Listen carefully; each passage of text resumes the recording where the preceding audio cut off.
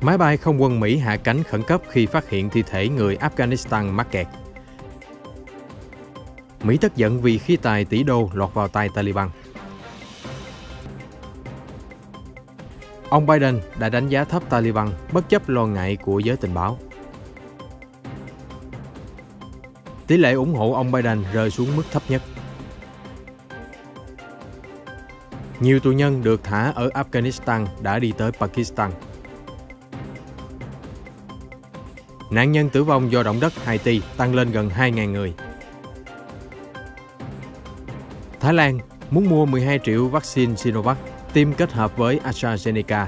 Tất cả sẽ có trong bản tin đặc biệt cập nhật những tin tức nóng hổi nhất trên kênh FBNC.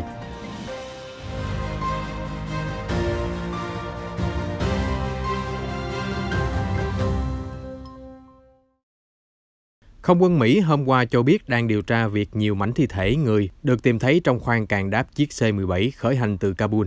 Theo nguồn tin từ báo Washington Post, việc thi thể người mắc kẹt vào khoang càng đáp đã khiến các phi công C-17 hạ cánh khẩn cấp xuống sân bay một quốc gia gần đó. Hiện chưa rõ thời điểm chính xác của thi thể nạn nhân được phát hiện. Trước đó, ngay khi Taliban chiếm được toàn bộ Afghanistan, hàng ngàn người dân thủ đô đã kéo đến sân bay Hamid Karzai. Nhiều người chạy theo và đu bám lên chiếc C-17. Hậu quả khiến 2 người rơi xuống đường băng tử vong khi máy bay cất cánh. Văn bản của Không quân Mỹ hôm 17 tháng 8 cho biết, đối diện với tình huống an ninh xấu đi nhanh chóng xung quanh chiếc C-17, phi hành đoàn đã quyết định cần phải rời khỏi sân bay càng sớm càng tốt. Cố vấn an ninh quốc gia Mỹ Jake Sullivan vào hôm qua thừa nhận Taliban đã chiếm được hàng loạt kho vũ khí hiện đại mà Mỹ trao cho quân đội chính phủ Afghanistan. Hiện chính quyền ông Biden vẫn đang ước đoán bao nhiêu khí tài Mỹ đang và sẽ lọt vào tay những nhóm nổi dậy cực đoan ở Trung Á. Cố vấn Sullivan cho biết, chúng tôi không có bức tranh hoàn chỉnh, nhưng rõ ràng nhiều loại vũ khí Mỹ đã rơi vào tay Taliban và chắc chắn rằng họ không có ý định giao lại cho chúng ta ở sân bay Kabul. Trong số các vũ khí Taliban nắm giữ bao gồm nhiều loại súng, đạn dược và cả trực thăng Black Hawk. Cố vấn Sullivan bày tỏ sự bất bình. Những chiếc trực thăng đó dĩ nhiên không phải để Taliban sử dụng. Chúng được trang bị cho lực lượng an ninh Afghanistan để bảo vệ chính họ sau khi Tổng thống Ghani yêu cầu đặc biệt sự hỗ trợ từ phòng bầu dục để tăng cường khả năng phòng không. Trong bài phỏng vấn hôm thứ Hai về sự sụp đổ nhanh chóng của Kabul, ông Sullivan cho biết, mặc dù chúng ta đã dành 20 năm và hàng chục tỷ đô la để cung cấp trang thiết bị tối tân nhất, huấn luyện tốt nhất, thế nhưng chúng ta không thể trao cho quân chính phủ Afghanistan nhuệ khí chiến đấu. Họ đã không chiến đấu vì Kabul, họ không muốn chiến đấu vì đất nước. Các quan chức tình báo Mỹ đã cảnh báo Taliban sẽ nhanh chóng giành kiểm soát trên toàn Afghanistan. Tuy nhiên, Tổng thống Joe Biden đã đánh giá thấp mối nguy cơ này. Theo báo New York Times hé lộ, tờ báo cho rằng nhiều bản đánh giá tối mật được trình lên cho chính quyền ông Biden suốt nhiều tháng qua về khả năng lực lượng an ninh Afghanistan không kháng cự Taliban. Giới tình báo nghi ngờ chính phủ Afghanistan sớm sụp đổ. Dù vậy, ông Biden nhiều lần bày tỏ sự tin tưởng vững chắc vào tiến trình rút quân trật tự của Hoa Kỳ. Lần gần đây nhất vào ngày 8 tháng 7, nhà lãnh đạo Mỹ cho rằng rất ít khả năng nhóm nổi dậy sẽ giành được đất Trung Á trong thời gian ngắn. Hiện giờ, trong cơn hỗn loạn và những cảnh tượng thảm khốc ở sân bay Kabul, chính quyền ông Biden phải thừa nhận Taliban tiến công thần tốc hơn dự đoán của họ. Các quan chức đang đối mặt với nhiều câu hỏi chồng chất. Vì sao quân đội Mỹ lại thiếu chuẩn bị nghiêm trọng cho kịch bản Taliban giành lấy thủ đô Kabul? Trong bài phát biểu hôm thứ Hai, ông Biden cho biết kiên quyết ủng hộ kế hoạch rút quân của mình, khẳng định không bao giờ có thời điểm thích hợp để đưa Mỹ thoát khỏi cuộc chiến kéo dài 2 thập kỷ tại Afghanistan. Ông Biden đã trở về Nhà Trắng vào tối muộn hôm qua, 17 tháng 8. Trong hôm nay, Tổng thống Mỹ dự kiến sẽ phát biểu về nỗ lực ứng phó với dịch COVID-19 tái bùng phát và chương trình tiêm chủng của xứ sở cờ hoa.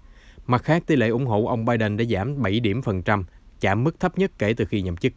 Trong bối cảnh nhiều quan chức và người dân Mỹ thất vọng về cách xử lý của Tổng thống đối với tình hình Afghanistan, cuộc khảo sát do Reuters và Ipsos tiến hành trên toàn quốc vào hôm thứ Hai, hiện chỉ có 46% người trưởng thành bày tỏ hiệu quả điều hành Nhà Trắng của ông Biden. Mỹ đang hoàn tất việc rút nhân viên đại sứ quán ở Kabul về nước. Hiện chỉ có một số ít quan chức ngoại giao ở lại để giúp đỡ công dân Mỹ và đồng minh Afghanistan, theo người phát ngôn Bộ Ngoại giao Mỹ Ned Price nói trong buổi họp báo hôm 17 tháng 8. Các chuyến bay hồi hương của công dân Mỹ được nối lại ngay trong hôm thứ Hai, sau thời gian đình trệ vì hỗn loạn kinh hoàng ở phi trường Kabul. Cố vấn an ninh quốc gia Jake Sullivan trước đó cho biết, Taliban cam kết với Mỹ sẽ cung cấp hành lang an toàn cho người dân đi tới sân bay Hamid Karzai. Cựu đại sứ Mỹ tại Afghanistan, ông John Bass, cũng lên đường tới Kabul vào hôm qua 17 tháng 8 để hỗ trợ việc sơ tán. Washington hy vọng sự hiện diện ngoại giao cốt lõi ở sân bay Kabul sẽ được duy trì đến ít nhất ngày 31 tháng 8. Phát ngôn viên Ned Price cho hay, chúng tôi đang tập trung vào nhiệm vụ di tản. Một số người được hồi hương về Mỹ, một số người khác được đưa tới quốc gia thứ ba. Mỹ luôn cố gắng hỗ trợ nhiều cá nhân nhất trong khoảng thời gian mà chúng ta có được. Washington khẳng định sẽ nỗ lực sơ tán những người Afghanistan từng làm việc cho quân đội nước này trong suốt 20 năm chiến tranh. Tướng Mỹ ước tính khoảng 5.000 đến 10.000 công dân nước này còn ở lại khu vực thủ đô Kabul. Đồng thời, hàng vạn công dân Afghanistan cũng mong muốn được di tản. Cũng liên quan đến lời hứa của Taliban rằng họ sẽ cung cấp hành lang an toàn đến sân bay Kabul, thư ký báo chí Nhà Trắng Jen Psaki cho biết, chúng tôi không tin tưởng vào lời nói và sẽ giám sát chặt chẽ. Bà Psaki cảnh báo nếu Taliban tấn công thì sẽ nhận lấy đòn đáp trả toàn diện quân đội Mỹ. Chúng tôi đã cảnh báo đành thép. Bà Psaki cho biết khoảng 11.000 người gốc Afghanistan xác định họ là công dân nước Mỹ. Đồng thời, nhiều người khác có thể sẽ đến sân bay Kabul và yêu cầu được giúp đỡ sơ tán. Thư ký báo chí cho hay, Mỹ sẽ ưu tiên sơ tán công dân Hoa Kỳ, nhân viên đại sứ quán và gia đình, nhân viên địa phương Afghanistan và những người đăng ký thị thực di trú đặc biệt, vốn được cung cấp cho thông dịch viên và các nhân viên khác đã hỗ trợ Mỹ ở Afghanistan.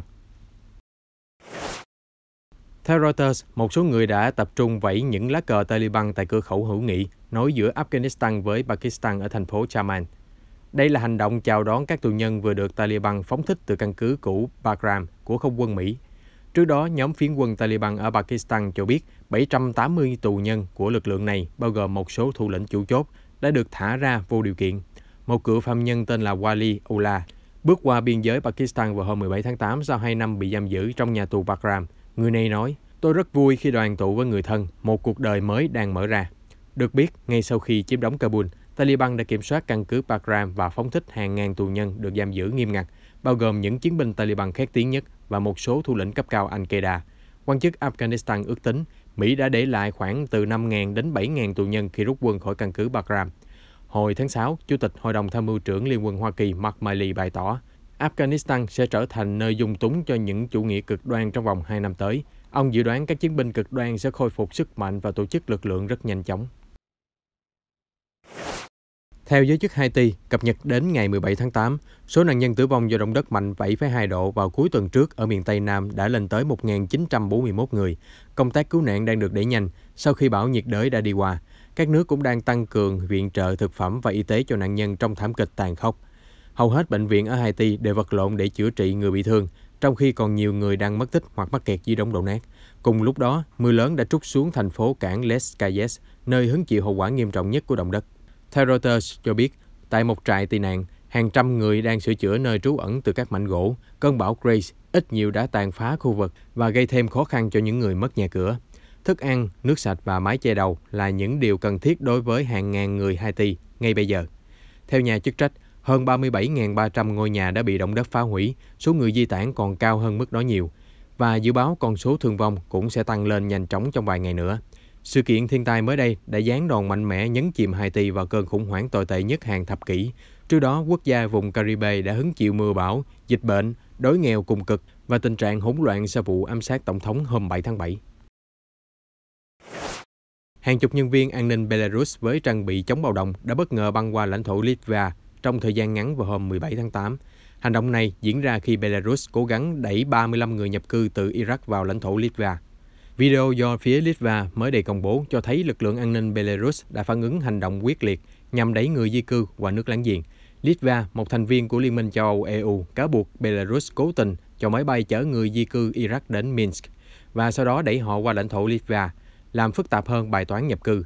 Đây được xem là hành động trả đũa của Belarus sau khi bị EU tung đòn trừng phạt. Cơ quan phụ trách biên giới của Belarus sau đó cũng đã đưa video về sự việc. Quay lại từ phía biên giới Belarus, video cho thấy lực lượng an ninh nước này xô xát với người nhập cư khi họ cố gắng vượt biên. Như vậy có hai góc nhìn ở đây và vấn đề chưa được làm rõ. Các nước EU cũng chưa lên tiếng về sự việc. Thái Lan cho biết sẽ mua thêm 12 triệu liều vaccine của hãng Trung Quốc Sinovac để đẩy mạnh tiêm chủng cho người dân. Nước này ban đầu dự định chỉ dùng vaccine AstraZeneca sản xuất nội địa. Tuy nhiên, do nguồn cung không đạt kế hoạch đề ra, chính phủ muốn mua thêm Sinovac và sẽ tiêm chủng kết hợp cả hai loại vaccine. Quốc gia Đông Nam Á đã bắt đầu tiêm phòng đại trà vào tháng 6, nhưng tốc độ rất chậm.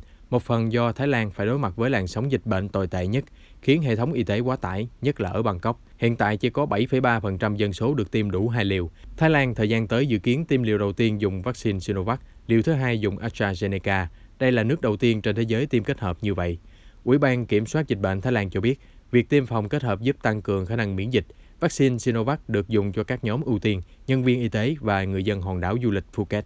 Một nghiên cứu của Thái Lan thực hiện trên nhân viên y tế từ đầu tháng 5 đến tháng 7 cho thấy 2 liều Sinovac giúp ngừa nguy cơ nhiễm COVID-19 khoảng 72%, đồng thời hiệu quả đến 98% ngăn ngừa trường hợp bệnh nặng và tử vong. Ủy ban Kiểm soát Dịch bệnh Thái Lan khẳng định, vaccine Sinovac được dùng ở Thái Lan có hiệu quả cao, ngay cả đối với biến chủng mới của virus. Thái Lan hiện ghi nhận thêm 239 ca tử vong vào hôm 17 tháng 8, nâng tổng số người đã qua đời vì nhiễm COVID-19 lên tới gần 8.000 trường hợp. Hãng tin Reuters dự báo con số có thể vượt mốc 1 triệu người trong tuần này. Lính cứu hỏa tại thành phố Jerusalem hôm 17 tháng 8 tiếp tục chiến đấu với vụ cháy rừng lớn, nỗ lực ngăn ngọn lửa lan gần đến một bệnh viện. Israel đã huy động nhiều máy bay chở nước để dập lửa trong ngày thứ ba liên tiếp. Ngọn lửa cách trung tâm thành phố chỉ khoảng 10 km về phía tây, thải ra những đám mây khói dày đặc bao phủ một khu vực dân cư rộng lớn, tuy nhiên không đe dọa đến cư dân. Hiện không có báo cáo thương vong. Giới chức cứu hỏa Israel cho biết 8 máy bay đang nỗ lực dập tắt đám cháy trên diện tích 17.000 hectare. Trước đó, hàng trăm người đã phải di tản. Thủ tướng Naftali Bennett hôm qua đã ngồi trên trực thăng đến thị sát công tác chữa cháy rừng. Nguyên nhân hỏa hoạn đang được điều tra.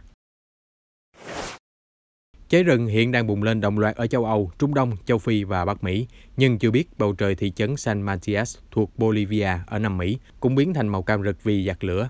Theo nhà chức trách, hơn 24.000 hecta rừng đã bị thiêu rụi ở Bolivia trong năm nay. Chính quyền thị trấn San Matias từ ngày 3 tháng 8 tuyên bố nơi cháy rừng là khu vực thảm họa. Thị trấn San Matias được mệnh danh là giỏ bánh mì của Bolivia vì nơi đây phát triển mạnh ngành sản xuất, chế biến nông sản. Cư dân địa phương lo ngại cháy rừng khó kiểm soát, ảnh hưởng đến nguồn cung cấp thực phẩm của khu vực và cả đất nước Nam Mỹ. Chúng tôi sẽ cập nhật những sự kiện quốc tế mới nhất trong bản tin nóng phát sóng vào lúc 15 giờ 30 hàng ngày trên kênh FBNC. Xin mời quý vị đón xem.